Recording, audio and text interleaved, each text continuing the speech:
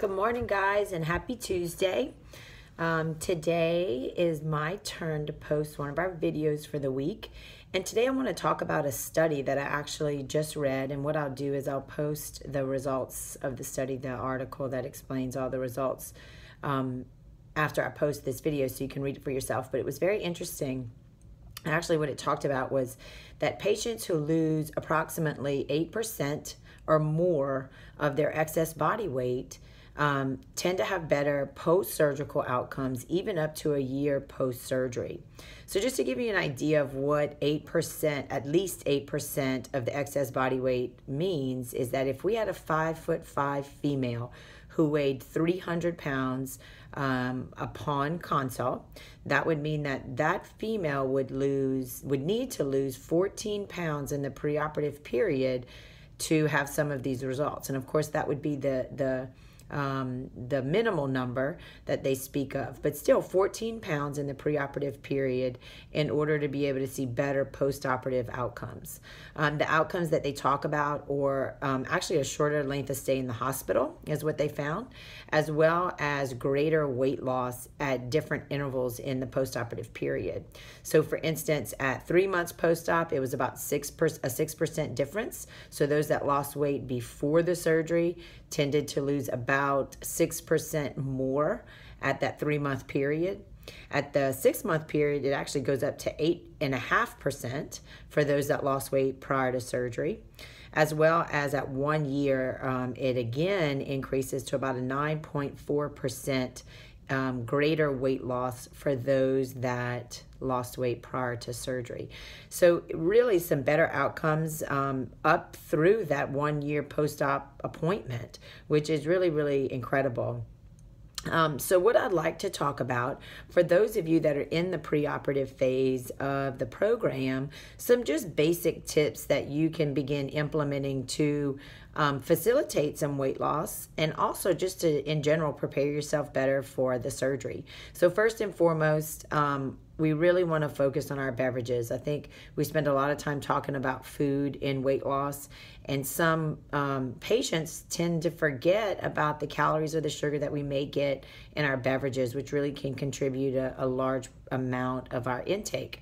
So trying to get in more water. Normally what we recommend is 4 to 5 of the regular 16-ounce bottles of water a day, which is about 65 to 80 fluid ounces if you're using another way to measure your fluid intake.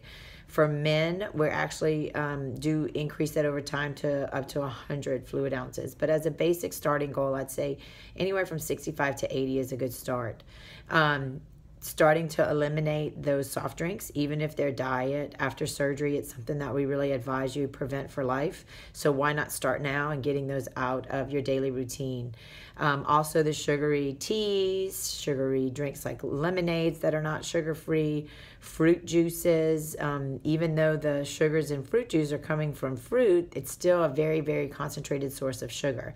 So we want to get those out as well, focusing on our sugar-free options. If water is just too plain for you, then we can use the sugar-free drops or Crystal Light products or different things like that that are non-carbonated but give you a little bit of flavor, even infusing your water with fruit and things like that. So let's focus on our beverages.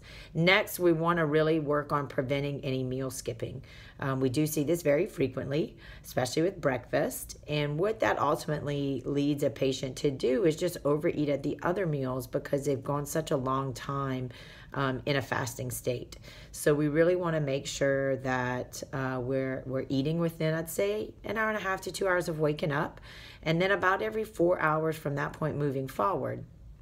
Now, this doesn't need to mean some big orchestrated meal first thing in the morning. We have some very convenient options that you can utilize.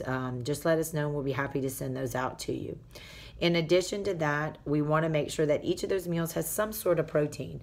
Protein's sort of the popular kid on the block right now, and even too much protein isn't a good thing. But a minimal amount of protein, I'd say 3 to 4 ounces for most men and women, is a good start to their day. It'll give you better blood sugar control throughout the rest of the day. So we really want to focus on getting that protein in at meals, and a smaller amount at snacks, because it's going to maintain your sense of fullness long longer. Proteins take longer to break down. So making sure that within that meal we have that source of protein, and then either a fruit or a vegetable for sure.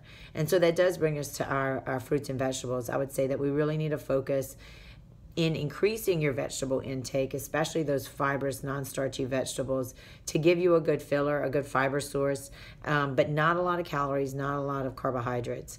Not that all carbs are bad, and certainly those that we get from our fruit and vegetables are much better sources of carbohydrates, but we just want to make sure that we're increasing the right ones in the right portion. And then lastly, we do need to look at those processed sugars and processed starches. This is an area that we as all Americans eat too much of and don't burn enough of. So we really want to work on reducing that portion. At mealtime, you want your starch to be no more than about 1/4 of your plate. So if your plate was divided into quadrants, only dedicating about 1/4 of that plate to your starch option. Perhaps 50% of your plate to your non-starchy vegetable and another 1/4 to your lean protein source. And if we begin designing and building our plate in such that way, that then you're going to be making a much better meal selection as far as your portions go. So let's utilize some of these tips and facilitate some pre-op weight loss as you prepare for surgery. And what I'll talk about next time is we'll expand on that plate idea and use that as our discussion point in about 2 weeks. Thanks so much, and I hope y'all have a great day. Bye-bye.